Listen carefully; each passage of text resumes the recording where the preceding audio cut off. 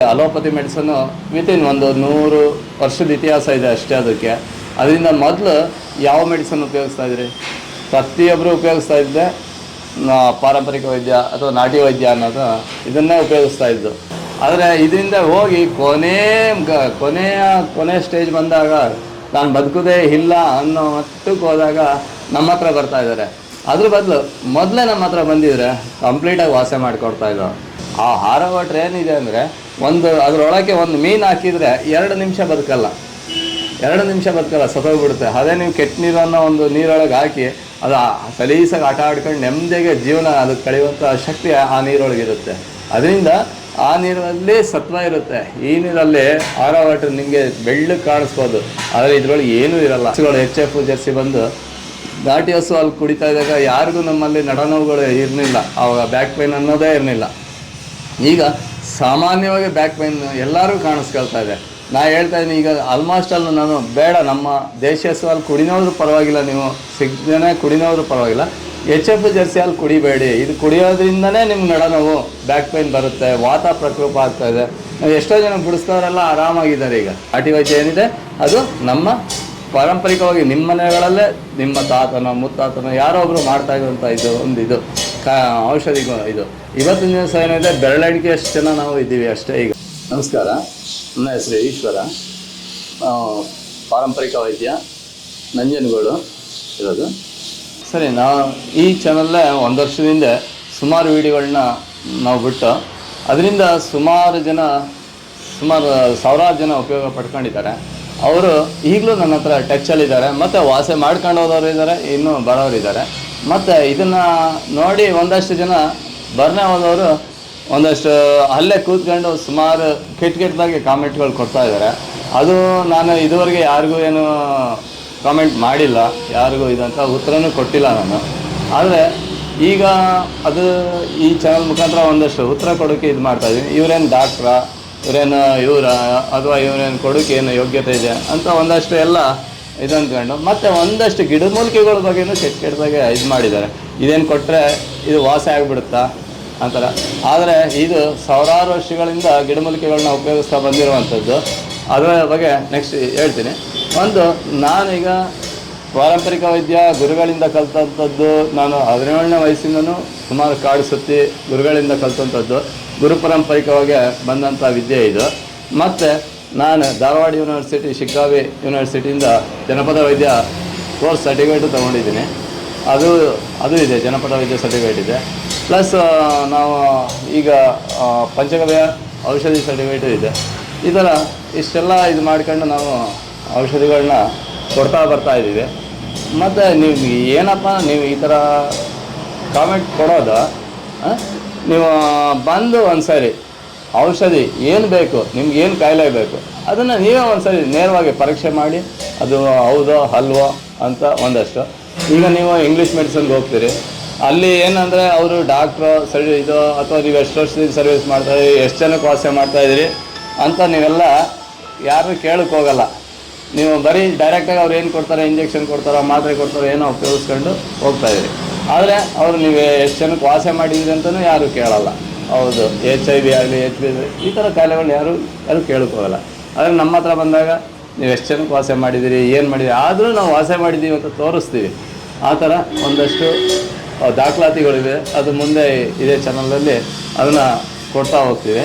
ಅದನ್ನು ಈ ಥರ ಮತ್ತು ಈಗ ಮಂಡಿ ನೋವು ಇದೆಲ್ಲ ಪ್ರತಿಯೊಂದು ಕಾಯಿಲೆಗಳಿಗೂ ನಾವು ರಿಸಲ್ಟ್ ಕೊಡ್ತಾಯಿದ್ದೀವಿ. ಅದನ್ನು ಜನಗಳೇ ನಿಮಗೆ ಒಂದು ಸರಿ ಸಾಧ್ಯವಾದರೆ ಅವರಿಂದನೂ ಒಂದಷ್ಟು ಒಪಿನಿಯನ್ನ ನಾವು ಕಲೆಕ್ಟ್ ಮಾಡಿ ಇದು ಮಾಡಿಕೊಡ್ತೀವಿ.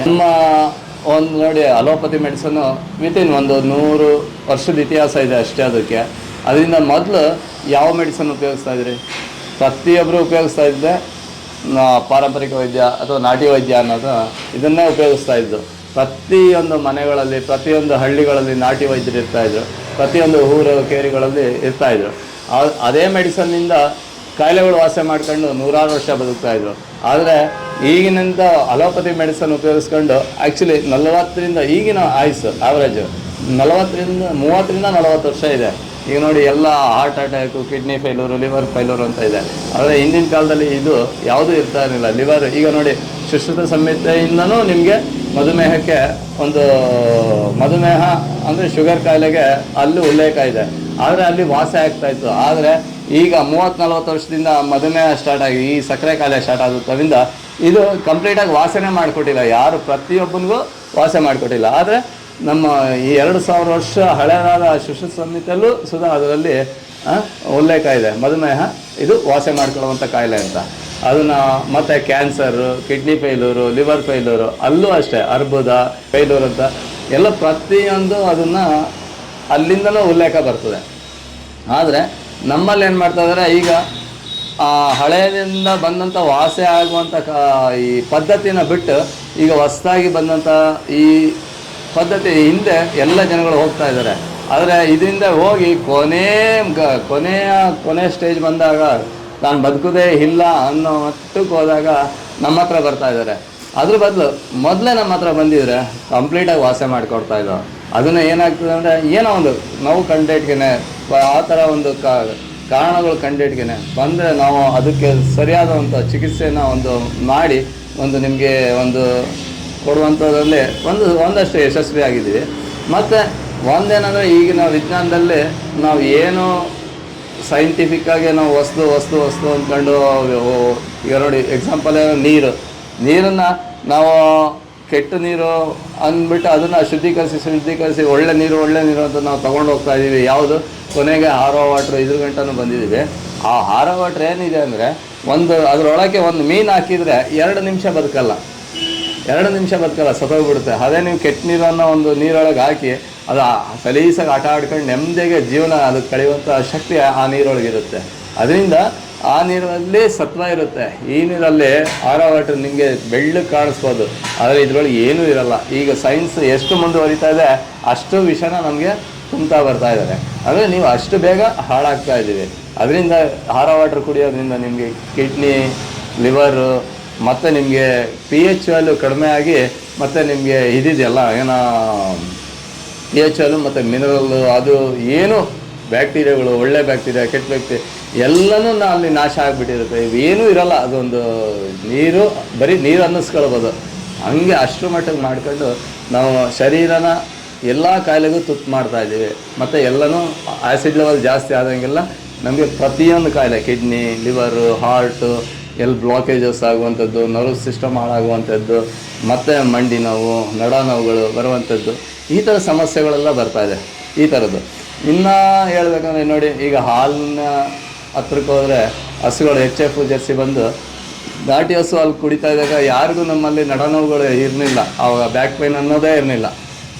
ಈಗ ಸಾಮಾನ್ಯವಾಗಿ ಬ್ಯಾಕ್ ಪೈನ್ ಎಲ್ಲರೂ ಕಾಣಿಸ್ಕೊಳ್ತಾ ಇದೆ. ನಾ ಹೇಳ್ತಾ ಇದ್ದೀನಿ, ಈಗ ಆಲ್ಮೋಸ್ಟ್ ಅಲ್ಲೂ ನಾನು ಬೇಡ, ನಮ್ಮ ದೇಶೀಯ ಹಸು ಅಲ್ಲಿ ಕುಡಿನೋದ್ರು ಪರವಾಗಿಲ್ಲ, ನೀವು ಸಿಗದೇ ಕುಡಿನೋದ್ರು ಪರವಾಗಿಲ್ಲ, HF ಜರ್ಸಿ ಅಲ್ಲಿ ಕುಡಿಬೇಡಿ. ಇದು ಕುಡಿಯೋದ್ರಿಂದನೇ ನಿಮ್ಗೆ ನಡ ನೋವು, ಬ್ಯಾಕ್ ಪೈನ್ ಬರುತ್ತೆ, ವಾತ ಪ್ರಕೋಪ ಆಗ್ತಾಯಿದೆ. ಎಷ್ಟೋ ಜನ ಬಿಡಿಸ್ತವರೆಲ್ಲ ಆರಾಮಾಗಿದ್ದಾರೆ. ಈಗ ಆಲ್ಮೋಸ್ಟ್ ಅದು ಎಕ್ಸಾಂಪಲ್ ನಾನೇ ಹೆಚ್ಚು ಕಡಿಮೆ ಒಂದಷ್ಟು ಚಿಕ್ಕದ್ರಲ್ಲೆಲ್ಲ ತೊಗೋತಾ ಇದ್ದಾವೆ, ಬ್ಯಾಕ್ ಪೈನ್ ಬರ್ತಾಯಿದೆ. ಈಗ ಹೆಚ್ಚು ಕಡಿಮೆ ಬಿಟ್ಟ ಮೇಲೆ ಅದು ನನ್ನ ಹತ್ರ ಬಂದೇ ಇಲ್ಲ. ಅದು ಆ್ಯಕ್ಚುಲಿ ತಲೆನೋವು ಆ ಥರದವೆಲ್ಲ ಈಗ ನೋಡಿ, ತಲೆನೋವಿಗೆ ಅಷ್ಟು ಮೆಡಿಸನ್ ಕೊಡ್ತಾರೆ, ಅದು ತಪ್ಪು. ಅದು ಮೆಡಿಸನ್ ಆ್ಯಕ್ಚುಲಿ ತಲೆನೋವಿಗೆ ಮೆಡಿಸನ್ ಕೊಡಲೇಬಾರ್ದು. ಆದರೆ ಅದನ್ನು ನಾವೇನು ಮಾಡ್ತಾಯಿದ್ದೀವಿ ಅಂದರೆ ತಲೆನೋವಿಗೆ 1-2 ಡ್ರಾಪ್ ಮೂಗಿಗೆ ಹಾಕಿದಾಗ ಇಲ್ಲಿ ಕಫ ಇರುತ್ತೆ, ಸೈನಸ್ ಪಾಯಿಂಟು ಮತ್ತು ಮೈಗ್ರೇನ್ ಪಾಯಿಂಟ್ ಏನಿದೆ, ಸೈನಸ್ ಪಾಯಿಂಟ್ ಏನಿದೆ, ಅಲ್ಲಿ ಕಫ ಶೇಖರಣೆ ಆಗಿ ಮೆದುಳನ್ನು ಸುತ್ತಮುತ್ತ ಶೇಖರಣೆ ಆಗುತ್ತೆ. ಅವಾಗೇನಂತೆ ಬ್ಲಡ್ ಸರ್ಕ್ಯುಲೇಷನ್ ಪ್ರಾಬ್ಲಮ್ ಆಗಿ ನಮಗೆ ತಲೆನೋವು ಬರುವಂಥ ಚಾನ್ಸ್ ಇರುತ್ತೆ. ಆ ತಲೆನೋವನ್ನ ನಾವು ನಿವಾರಣೆ ಮಾಡ್ಕೊಳ್ಳಿಕ್ಕೆ ಒಂದಷ್ಟು ಏನಪ್ಪ ಅಂದರೆ ಒಂದು ಮೂಗಿಗೆ 2 ಡ್ರಾಪ್ ಹಾಕ್ತೀವಿ. ಅದೇನಾಗುತ್ತೆ, ಫುಲ್ಲು ತೆಗೆದಾಕ್ಬಿಡುತ್ತೆ ಕಫನ ಕಂಪ್ಲೀಟಾಗಿ ತಲೆ ಒಳಗಿರೋದು. ಈಗಿನ ಅಲೋಪತಿ ಡಾಕ್ಟ್ರ್ ಏನು ಹೇಳ್ತಾರೆ ಅಂದರೆ, ತಲೆನೇ ಹೊಡೆದು ಅದರೊಳಗಿರೋ ಕಫನ ನಾವು ತೆಗಿಬೇಕು, ಅಲ್ಲಿ ಒಳಗಡೆ ಎಲ್ಲ ಬ್ಲಾಕೇಜ್ ಆಗಿದೆ ಅದು ಅಂತ ಚಿಪ್ನೇ ತೆಗೆದುಬಿಟ್ಟು ಅದನ್ನು ಕ್ಲಿಯರ್ ಮಾಡಿಬಿಟ್ಟು ತಿರ್ಗಾ ಹಾಕ್ತಾರೆ. ಆದರೆ ತಿರ್ಗಾದು ಬರುವಂಥ ಚಾನ್ಸಸ್ ಅದು ಹಾಕಿದ ಒಂದು ಸ್ವಲ್ಪ ದಿನಕ್ಕೆ ತಿರ್ಗಾ ಬರುತ್ತೆ. ಆ ಥರ ಇರುತ್ತೆ. ನಮ್ಮಲ್ಲೇ ಏನಂದರೆ ಎಕ್ಸಾಂಪಲ್ಲು ಈಗ ಮೊನ್ನೆ ಒಂದು ಪೇಷಂಟ್ ಏನಾಗ್ತದೆ ಅಂದರೆ ಒಂದು ಜ್ಞಾನ ತಪ್ಪೇ ಬಿದ್ದೋಗಿತ್ತು. ಆ ಪೇಷಂಟ್ನ ಎತ್ಕೊಂಡು ಬಂದುಬಿಟ್ರು, ಏನೋ ಈ ಥರ ಹೆಂಗೆಂಗೋ ಆಡ್ತಾ ಇದ್ದಾರೆ, ಜ್ಞಾನ ತಪ್ಪಾಗಿದೆ, ಇದಾಗ್ತದೆ ಅಂತ. ಆಮೇಲೆ ಮನೆಯಲ್ಲೆಲ್ಲ ಗಾಬರಿ ಆಗ್ತು. ಆಮೇಲೆ ಏನು ಬೇಡ ಅಂದ್ಬಿಟ್ಟು ಒಂದಷ್ಟು ದ್ರೋಣ ರಸನ ತೆಗೆದು ಅಶ್ವಗಂಧ ಜೊತೆ ಮೂಗಿಗೆ ಹಾಕ್ತಾ ಇಟ್ಟು 2 ನಿಮಿಷದಲ್ಲಿ ಅವ್ನು ಎದ್ಬಿಟ್ಟು ನಾ ಎಲ್ಲಿದ್ದೀನಿ ಅಂದ್ಬಿಟ್ಟು ಎದ್ದು ಹೋಗ್ತಾರೆ. ಆ ಥರ ಏನಂದರೆ ಈ ಥರದ್ದು ಒಂದಷ್ಟು ಏನಂದರೆ ಸೆನ್ಷನ್ ವೇನ್ಗಳು ಹಾಳಾಗುತ್ತೆ ಕಫ ಮತ್ತು ವಾತದಿಂದ. ಅದನ್ನು ಬ್ಲಾಕೇಜ್ ಆದಾಗ ನಮಗೆ ಅದು ಸೆನ್ಷನ್ ಹಾಳಾಗ್ಬೋದು, ಅಥವಾ ನಮ್ಮ ಮೆದುಳು ಸರಿಯಾಗಿ ಕೆಲಸ ಮಾಡ್ದೇ ಇರ್ಬೋದು. ಈ ಥರದ್ದೆಲ್ಲ ಒಂದು ಸಣ್ಣ ಪುಟ್ಟ ಔಷಧಿಗಳಿದೆ. ಇಲ್ಲಿ ಏನಾಗುತ್ತೆ ಅಂದರೆ ಅಲೋಪತಿಗೆ ಹೋದಾಗ ನೀವು ಅದನ್ನೇ ದೊಡ್ಡ ಕಾಯಿಲೆ ಮಾಡಿ ನಿಮಗೆ ಒಂದು ಸಿಕ್ಕಾಪಟ್ಟೆ ಇದೊಂದು ನಿಮ್ಮಲ್ಲಿ ಒಂದಷ್ಟು ನೀವೇನಪ್ಪ ಅಂದರೆ ಅಲ್ಲಿ ಒಂದಷ್ಟು ದುಡ್ಡಿಗೋಸ್ಕರ ಒಂದು ಕಮರ್ಷಿಯಲ್ ಆಗಿದೆ ಅದು. ಅದರಿಂದ ಅಲ್ಲಿಗೆ ಹೋಗೋ ಬದಲು ಒಂದಷ್ಟು ನೀವು ನಾಟಿ ವೈದ್ಯ ನಿಮ್ಮದೇ ಇದು ಆ್ಯಕ್ಚುಲಿ ಏನಲ್ಲ, ನಾಟಿ ವೈದ್ಯ ಏನಿದೆ ಅದು ನಮ್ಮ ಪಾರಂಪರಿಕವಾಗಿ ನಿಮ್ಮ ಮನೆಗಳಲ್ಲೇ ನಿಮ್ಮ ತಾತನ ಮುತ್ತಾತನ ಯಾರೋ ಒಬ್ಬರು ಮಾಡ್ತಾ ಇರುವಂಥ ಇದು ಔಷಧಿ ಇದು. ಇವತ್ತಿನ ದಿವಸ ಏನಿದೆ ಬೆರಳೆಣಿಕೆಯಷ್ಟು ಜನ ನಾವು ಇದ್ದೀವಿ ಅಷ್ಟೇ. ಈಗ ಅದನ್ನು ನಾವು ಬೆಳೆಸ್ಕೊಂಡು ಹೋಗಿ ಮತ್ತು ಒಂದಷ್ಟು ಜನ ನಿಮ್ಮಲ್ಲೂ ಸಹ ಯಾರೋ ಒಬ್ಬರು ನಿಮ್ಮಲ್ಲೂ ಕಲಿತು ಇದನ್ನು ಉಳಿಸುವಂಥ ಕೆಲಸ ಮಾಡ್ಕೊಂಡು ಹೋಗ್ಬೋದು. ಅದರಿಂದ ಯಾರೇ ಕಲಿಯೋರಿದ್ದರೆ ಆಸಕ್ತಿ ಇದ್ದರೆ ನಾವು ಕಲಿಸ್ಕೊಡ್ತಾ ಬರ್ತಾಯಿದ್ದೀವಿ.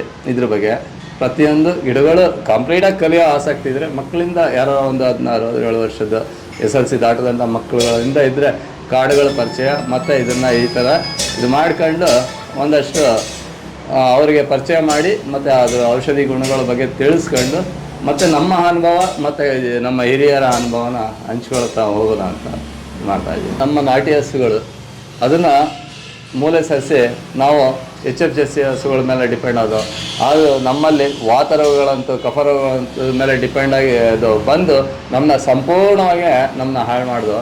ಮತ್ತು ನಾವು ಕೃಷಿ ಪದ್ಧತಿಯಲ್ಲಿ ನಾವು ನಮ್ಮ ಪದ್ಧತಿನ ಬಿಟ್ಟು ನಾವು ಯೂರಿಯಾ ಅದನ್ನು ಎಲ್ಲ ಬಳಸಲಾಗಿ ಇವತ್ತಿನ ದಿವಸ ಕೃಷಿ ಭೂಮಿನೇ ಬರಡಾಗಿ ನಾವು ಹೊರಗಡೆ ದೇಶದಿಂದ ರಾಸಾಯನಿಕ ಗೊಬ್ಬರಗಳು ತರಿಸ್ಕೊಂಡು ನಾವು ಇವತ್ತು ಕೃಷಿನ ಹಾಳು ಮಾಡ್ಕೊಂಡು ನಮ್ಮ ಜೀವನ ಹಾಳು ಮಾಡ್ಕೊಂಡಿದ್ದೀವಿ. ಮತ್ತು ಇದೇ ಥರ ನಾಟಿ ವೈದ್ಯ ನಮ್ಮ ಪದ್ಧತಿ ಅದು ನಮ್ಮ ಪದ್ಧತಿನ ನಾವು ಬಿಟ್ಬಿಟ್ಟು ಈಗ ಹೊರಗಡೆಯಿಂದಂತ ಬಂದಂಥ ಅಲೋಪತಿ ಪದ್ಧತಿಯನ್ನು ಉಪಯೋಗಿಸ್ಕೊಂಡು ನಮ್ಮ ಈಗ ಶರೀರದ ಎಲ್ಲನೂ ಹಾಳು ಮಾಡ್ಕೊಳ್ತಾ ಇದ್ದೀವಿ. ನಮ್ಮ ಶರೀರನೇ ಹಾಳು ಮಾಡ್ಕೊಳ್ತಾ ಇದ್ದೀವಿ. ಮತ್ತು ನಮ್ಮ ಏನಿದೆ ನಮ್ಮ ವೈದ್ಯಕೀಯ ಪದ್ಧತಿ ಸಂಪತ್ತು ಚೆನ್ನಾಗಿದೆ. ಆದರೆ ಏನು ಅಲೋಪತಿ ಏನಿದೆ ಒಂದೇ ಒಂದು ಕಾಯಿಲೆನ ಇದುವರೆಗೆ ವಾಸ ಮಾಡಿಕೊಟ್ಟಿಲ್ಲ ಅವರು.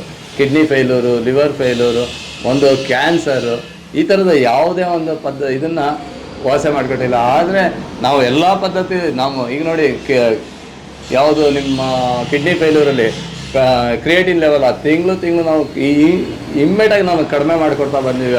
13-14% ಇರೋದನ್ನ ಹೆಚ್ಚು ಕಡಿಮೆ ಒಂದು 3-4 ತಿಂಗಳಲ್ಲೇ ಒಂದು ಸುಮಾರು ಕಡಿಮೆ ಮಾಡಿಕೊಟ್ಟಿದ್ದೀವಿ. ಮತ್ತು ಅದೇ ಥರ ಒಂದು ಲಿವರ್ ಫೇಲ್ಯೂರ್ ಅವ್ರನ್ನೂ ವಾಸ ಮಾಡಿಕೊಟ್ಟಿದ್ದೀವಿ. ಇಮ್ಮಿಡಿಯಾಗಿ ವಾಸ ಆಗುತ್ತೆ. ಇಲ್ಲಿ ಅಮೃತಾದಿ ಲೇಹ ಅಂತ ಇದೆ. ಇಮ್ಮಿಡಿಯಾಗಿ ಎಷ್ಟು ಅಂದರೆ ಬದುಕಲ್ಲ ಒದ್ದಾಡ್ತಾ ಇರ್ತಾನೆ ಅಂಥವ್ರನ್ನ ಕೊಟ್ಟಿಗೆ ಇಮ್ಮಿಡಿಯಾಗಿ ಎಲ್ಲ ಸರಿ ಹೋಗುತ್ತೆ. ಆ ಥರನೂ ಒಂದಷ್ಟು ಔಷಧಿಗಳಿದೆ ಇಮ್ಮಿಡಿಯಾಗಿ. ಅಲ್ಲಿ ಯಾವುದೇ ವಾಸ ಮಾಡುವಂಥ ಯಾವುದೇ ಇದಿಲ್ಲ. ಒಂದಷ್ಟು ಸ್ಟಿರಾಯ್ಡು ಒಂದಷ್ಟು ಇದಿಟ್ಕೊಂಡು ಆಟ ಆಡ್ತಾರೆ, ನಮ್ಮೇಲೆ ನಾನಾ ವಿಧವಂಥ ಪ್ರಯೋಗ ಮಾಡ್ತಾರೆ. ಇಂಥದ್ರಲ್ಲಿ ಅವ್ರನ್ನ ನಾವು ನಂಬ್ತಾ ಹೋಗ್ತಾ ಇದ್ದೀವಿ. ನಮ್ಮ ಪದ್ಧತಿಯಲ್ಲಿ ವಾಸ ಮಾಡುವಂಥ ಪದ್ಧತಿ ನೋಡಿ, ಸುಶ್ರುತ ಕಾಲದಿಂದನೂ ಎಲ್ಲ ಕಾಯಿಲೆಗಳನ್ನೂ ವಾಸ ಮಾಡ್ಕೊಂಡು ಬಂದಿದ್ದಾರೆ. ಅವ್ರು ಎಲ್ಲೂ ಇದಿಲ್ಲ. ಪಾರಂಪರಿಕ ವೈದ್ಯ ಅಂದರೆ ಪ್ರತಿಯೊಂದು ಕಾಯಿಲೆನೂ ವಾಸ ಮಾಡ್ತಾಯಿದ್ದಾರೆ. ಅಂಥವ್ರನ್ನ ನಾವು ನಮ್ಮದೇನೆ ನಾವು ಬೇರೆ ಹೊರಗಡೆಯಿಂದ ಬಂದಂಥ ಪದ್ಧತಿಗಳನ್ನ ಅನುಸರಿಸಿ ನಾವು ಇವತ್ತು ದಿವಸ ನಮ್ಮ ಜೀವನ ಮತ್ತು ಜೀವ ಎರಡನ್ನೂ ಹಾಳು ಮಾಡ್ಕೊಳ್ತಾ ಇದ್ದೀವಿ.